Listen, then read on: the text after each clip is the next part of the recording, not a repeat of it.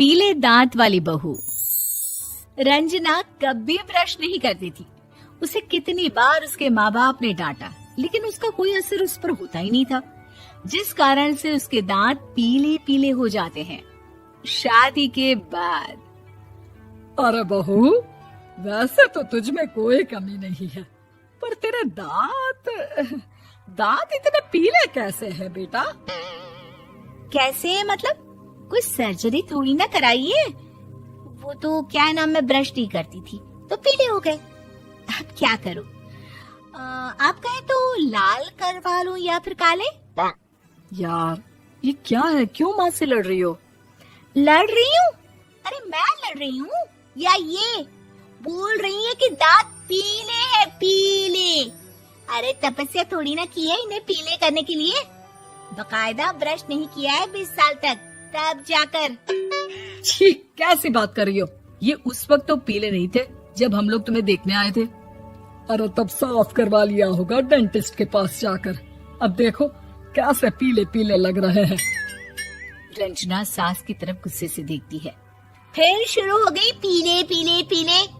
अरे पीले तो तब भी थे जब मेरे हाथ का रसगुल्ला उड़ा उड़ा कर खा रही थी और बोल रही थी, लड़की नहीं गुणों का खजाना दे रहे भाई साहब आप।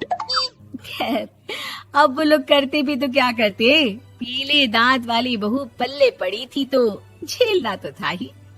एक दिन कीर्तन में रंजना गाना गा रही थी। अरे कमला बहन, माँ का द्वार है, यहाँ तो सब शुद्ध होकर आते हैं, फिर अपनी बहू को ब्रश भी नहीं करवाती तुम। दूर से पीले पीले दांत भक्ति में बाधा उत्पन्न कर रहे हैं। अरे कोई 2 साल के बच्चे थोड़ी ना लेकर आई हूँ मैं बहू बनाकर। अच्छी खासी लड़की है, अरे कैसे करवाऊं ब्रश? ये तो उसे खुद करना चाहिए ना।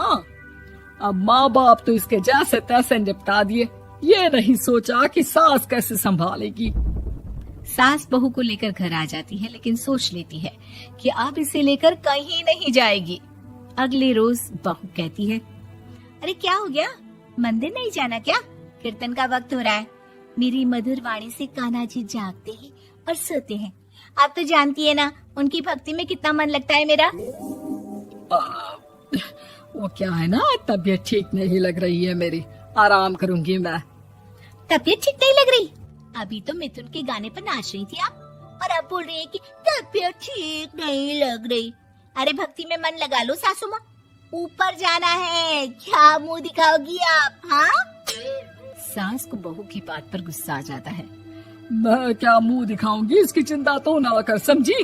अपने मुंह की चिंता कर, जो ये पीले पीले दांत लेकर हर जगह पहुंच जाती है। पता है लोग कितना मजाक बनाते हैं। ना जी ना, मैं नहीं जाना कहीं तेरे साथ। तो ये बात है। कोई ना, मत जाओ, मैं अपने कमरे में ही बैठकर भक्ति कर लूंगी। ऊपर वाला दांत थोड़ी ना देखता है, मन देखता है, भावना देखता है। और अरे बस बस, तू सब कुछ दिखा, बस ये सफेद चमकदार दांत ना दिखाना किसी को, है? जा यहाँ से। बहू को सास की बात का कोई फर्क नहीं पड़ता, वो तो जैसी थी वैसी ही रह जाती है। सुबह नहाकर किचन में खाना बनाना, फिर खाना खाना, कीर्तन भजन करना और सो जाना। एक दिन, माँ जी मैं सहेली के घर जा रही हूँ, शाम को लेट आऊंगी। हाँ हाँ तो जाना, मैंने कौन सा तेरी आरती करनी है घर पर बैठकर।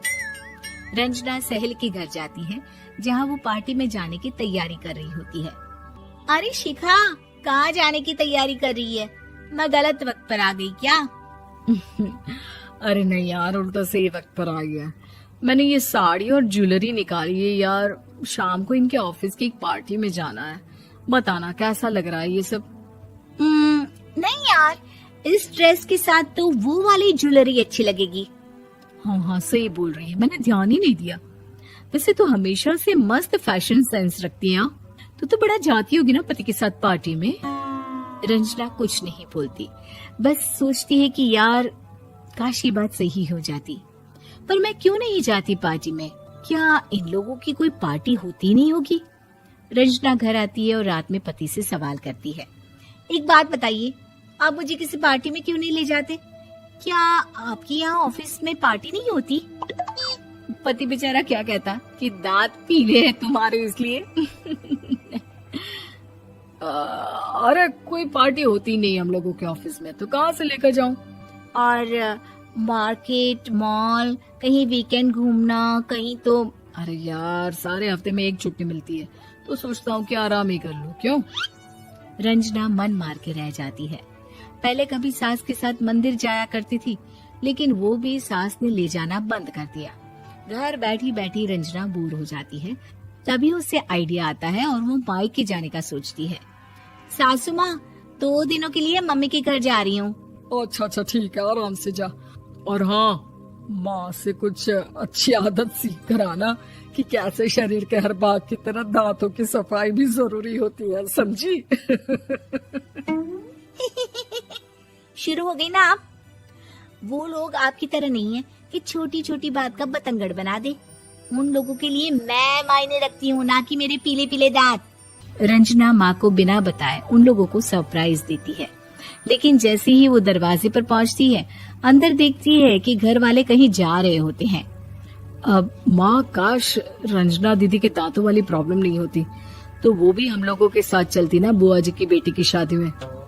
हाँ बेटा, लेकिन अब उसे कौन समझाए कि उसको उसके पीले दांत नहीं दिखते, लेकिन उसके आसपास के लोगों को कितना एम्बैरेसिंग फील कराते हैं। मुझे तो कितनी बार उसके स्कूल की टीचर ने शिकायत की कि उसके साथ कोई लड़की बैठना भी नहीं चाहती, और ना ही कॉलेज में कोई उससे बात करना चाहता था। लेकिन पता नहीं क्यों उसे ये बात समझ में ही नहीं आती। कोई कमी नहीं है उस लड़की में, बस यही कि दांत पीले हैं। वो तो भला हो जीजा जी और उनकी माँ का, जो दीदी को जैसी है वैसे ही रखा हुआ है। रंजना को अपने घर वालों की बात सुनकर बहुत दुख होता है। वो सोचती है कि वो क्या करे, लेकिन फिर वो सीधा डेंटिस्ट के पास जाती है, अपने दांत चमकाती है और कसम खाती है कि वो रोज ब्रश करेगी। अरे क्या हो गया? तुम तो 2 दिनों के लिए गई थी ना, पर कोई ना, अच्छा है, चलो आ गई तो।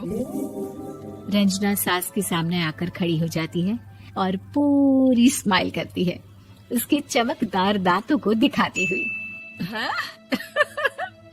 चले मंदिर।